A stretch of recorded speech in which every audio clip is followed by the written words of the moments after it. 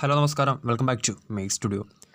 ഇംഗ്ലണ്ടിനെതിരായിട്ടുള്ള ഏകദിന പരമ്പര ഇന്ത്യ ഇങ്ങനെ സ്വന്തമാക്കിയിരിക്കുകയാണ്. രണ്ടാം ഏകദിനത്തിൽ കട്ടക്കിൽ 4 വിക്കറ്റിന് വിജയിച്ചതോടുകൂടി പരമ്പര 2-0 ഒരു മത്സരം ശേഷിക്ക് തന്നെ ടീം ഇന്ത്യ സ്വന്തമാക്കിയിരിക്കുകയാണ്. ചാമ്പ്യൻസ് ട്രോഫി മുന്നിൽ നിൽക്കെ അവസാന പരമ്പരയിൽ മികച്ച വിജയം നേടിയതോടുകൂടി ചാമ്പ്യൻസ് ട്രോഫിക്ക് ഒരു ഫുൾ വൈബിൽ തന്നെ, അല്ലെങ്കിൽ ഫുൾ പോസിറ്റീവ് എനർജിയിൽ തന്നെ ടീം ഇന്ത്യക്ക് പുറപ്പെടാം. പരമ്പരയിൽ അവസാന മത്സരം ബുധനാഴ്ച നടക്കാൻ പോവുകയാണ്.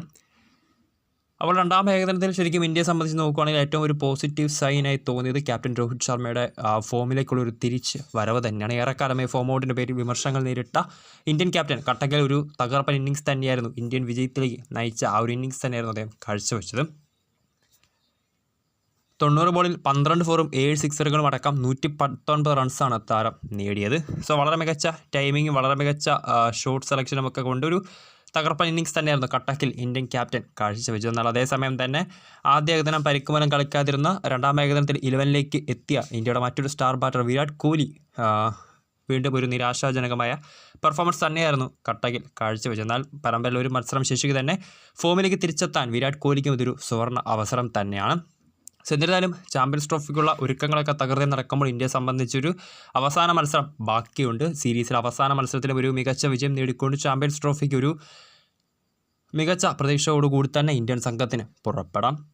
അപ്പോൾ രണ്ടാം ഏകദിനത്തിലെ ഇന്ത്യൻ താരങ്ങളുടെ പ്ലെയർ റേറ്റിംഗ് ആണ് ഈ ഒരു വീഡിയോയിൽ ഞാൻ നിങ്ങളുമായി പങ്കുവയ്ക്കാൻ പോകുന്നത്.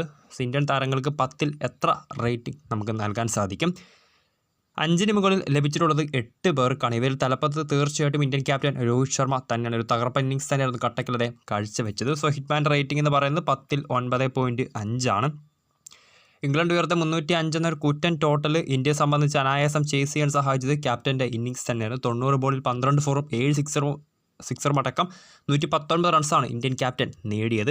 മികച്ച ടൈമിങ്ങും മികച്ച സിക്സറുകളും ഷോട്ട് സെലക്ഷനും ഒക്കെ ഉൾപ്പെടെ ഒരു വിൻറ്റേജ് രോഹിത്തിന് തന്നെയായിരുന്നു കട്ടക്കിൽ നമുക്ക് കാണാൻ സാധിച്ചത്.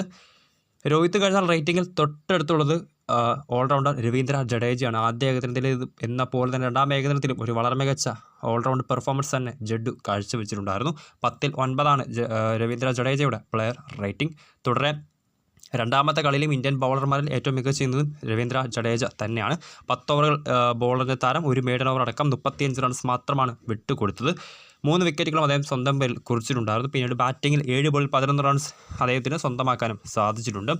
പ്ലെയർ റേറ്റിംഗിൽ 3ാം സ്ഥാനത്തുള്ളത് ഇന്ത്യയുടെ വൈസ് ക്യാപ്റ്റൻ ശുഭ്മാൻ ഗില്ലാണ്. ആദ്യ ഏകദിനത്തിൽ എന്നതുപോലെ രണ്ടാം ഏകദിനത്തിലും ഒരു തകർപ്പൻ പ്രകടനം തന്നെയായിരുന്നു ഇന്ത്യയുടെ വൈസ് ക്യാപ്റ്റൻ കാഴ്ചവെച്ചത്. 8.5 ആണ് അദ്ദേഹത്തിൻ്റെ പ്ലെയർ റേറ്റിംഗ്. 60 റൺസുമായി രോഹിത്തിനൊപ്പം സെഞ്ചുറി കൂട്ടുകെട്ട് പടുത്തുയർത്ത് അദ്ദേഹം ഫീൽഡിങ്ങിലും മികച്ച് തന്നെ നിന്നിട്ടുണ്ടായിരുന്നു. ഒരു മികച്ച റണ്ണിങ് ക്യാച്ചും ശുഭ്മാൻ ഗിൽ രണ്ടാം ഏകദിനത്തിൽ സ്വന്തമാക്കിയിട്ടുണ്ടായിരുന്നു. തുടരെ രണ്ടാമത്തെ കളിയിലാണ് അദ്ദേഹം തൻ്റെ 50+ സ്കോർ കുറിച്ചിട്ടുള്ളത്. നേരത്തെ ആദ്യ മത്സരത്തിൽ 87 റൺസായിരുന്നു താരം നേടിയത്. പ്ലെയർ റേറ്റിംഗിൽ 4ാം സ്ഥാനത്തുള്ളത്, അതായത് ശുഭ്മാൻ ഗില്ലിന് തൊട്ട് താഴെയുള്ളത് ശ്രേയസ് അയ്യരാണ്. ആദ്യ 2 മത്സരത്തിലും വളരെ മികച്ച പ്രകടനമാണ് ഇന്ത്യയുടെ ഏകദിന ടീമിലേക്ക് മടങ്ങിയെത്തിയ ശ്രേയസ് അയ്യർ നടത്തിക്കൊണ്ടിരിക്കുന്നത്. 44 നിൽക്കെ റണ്ണൗട്ടായെങ്കിലും വളരെ മികച്ച ഫോമിൽ തന്നെയാണ് ശ്രേയസ് അയ്യർ കഴിഞ്ഞ സീരീസിൽ പ്രകടനം നടത്തിക്കൊണ്ടിരിക്കുന്നത്. അദ്ദേഹത്തിനൊപ്പം തന്നെ 4ാം സ്ഥാനത്ത് അക്സർ പട്ടേലുമുണ്ട്. ബൗളിങ്ങിൽ വിക്കറ്റൊന്നും ലഭിച്ചില്ലെങ്കിലും 5ാമനായി എത്തി ബാറ്റിങ്ങിൽ ഒരിക്കൽ കൂടി അദ്ദേഹം തന്നെ മികവ് തെളിയിച്ചിട്ടുണ്ടായിരുന്നു. ഇന്ത്യൻ ജയം പൂർത്തിയാകുമ്പോൾ 41 റൺസുമായി അദ്ദേഹം പുറത്താവാതെ ക്രീസിലുണ്ടായിരുന്നു. അരങ്ങേറ്റ മത്സരം കളിച്ച മിസ്റ്ററി സ്പിന്നർ വരുൺ ചക്രവർത്തിയുടെ പ്ലെയർ റേറ്റിംഗ് 6.5 ആണ്. കന്നി മത്സരം അദ്ദേഹം മോശമാക്കിയിട്ടില്ല. 10 ഓവറിൽ 54 റൺസ് വഴങ്ങി ഒരു വിക്കറ്റ് അദ്ദേഹം സ്വന്തമാക്കിയിട്ടുണ്ട്. ഹാർദിക് പാണ്ഡ്യയുടെയും ഹർഷദ് റാണയുടെയും റേറ്റിംഗ് 6 വീതമാണ്. 7 ഓവറിൽ 53 റൺസിന് ജോസ് ബട്ട്ലറുടെ നിർണായക ഒരു കീ വിക്കറ്റ് ഹാർദിക് തൻ്റെ പേരിൽ കുറിച്ചിട്ടുണ്ടായിരുന്നു. ഹർഷദ് റാണയിലേക്ക് വരുവാണെങ്കിൽ പതിവ് പോലെ രണ്ടാം ഏകദിനത്തിലും അല്പം ഒന്ന് തല്ലുകൊണ്ടെങ്കിൽ പോലും വളരെ മികച്ച പ്രകടനം തന്നെ താരം പുറത്തെടുത്തിട്ടുണ്ട്. ന്യൂ ബോളിൽ തല്ല് വാങ്ങിയെങ്കിലും ഒരു വിക്കറ്റ് അദ്ദേഹത്തെ സ്വന്തമാക്കാൻ സാധിച്ചിട്ടുണ്ട്. ഇനി ഇന്ത്യൻ നിരയിൽ ഏറ്റവും നിരാശപ്പെടുത്തിയ 3 താരങ്ങളിലേക്ക് വരികയാണെങ്കിൽ അതിൽ 1ാമത്തെ താരം മുഹമ്മദ് ഷമിയാണ്. നമുക്കറിയാം 2021 ഏകദിന വേൾഡ് കപ്പിന് ശേഷം പിന്നീട് 12 മാസത്തോളം ക്രിക്കറ്റിൽ നിന്ന് വിട്ടിരുന്ന താരത്തിൻ്റെ മടങ്ങിയ വരവിൽ പക്ഷേ ഇന്ത്യ പ്രതീക്ഷിച്ചത്ര പോലെ അദ്ദേഹത്തിന് പ്രകടനം നടത്താൻ സാധിക്കുന്നില്ല. കഴിഞ്ഞ രണ്ടാം ഏകദിനത്തിലെ 7.5 ഓവർ ബോളറിൻ്റെ താരം 66 റൺസ് വിട്ടുകൊടുക്കുകയും ഒരു വിക്കറ്റ് മാത്രമേ അദ്ദേഹത്തിന് സ്വന്തമാക്കാൻ സാധിച്ചുള്ളൂ. ജസ്പ്രീത് ബുംറയുടെ അഭാവത്തിൽ ഇന്ത്യ ഏറ്റവും പ്രതീക്ഷ അർപ്പിക്കുന്ന ഇന്ത്യയുടെ പ്ലെയറാണ് മുഹമ്മദ് ഷമി. അദ്ദേഹത്തിൽ നിന്ന് ഇത്തരത്തിലൊരു പെർഫോമൻസ് അല്ല ഇന്ത്യ പ്രതീക്ഷിക്കുന്നത്. അതോടൊപ്പം തന്നെ സ്റ്റാർ ബാറ്റർ വിരാട് കോഹ്ലിയും KL രാഹുലുമാണ് റേറ്റിംഗിൽ ഏറ്റവും പിറകിൽ. വെറും 2 മാത്രമാണ് ഇവരുടെ ആ ഒരു പ്ലെയർ റേറ്റിംഗ് വന്നിട്ടുള്ളത്. ടീമിലേക്ക് മടങ്ങിയെത്തിയ കോഹ്ലി 5 റൺസ് മാത്രമാണ് എടുത്തത്. കുഴപ്പമില്ല, നമുക്കൊരു ലാസ്റ്റ് മത്സരം നടക്കാൻ പോവുകയാണ്. ആ ഒരു മത്സരത്തിൽ അദ്ദേഹത്തിൻ്റെ ഫോമിലേക്ക് തിരികെ വരട്ടെ.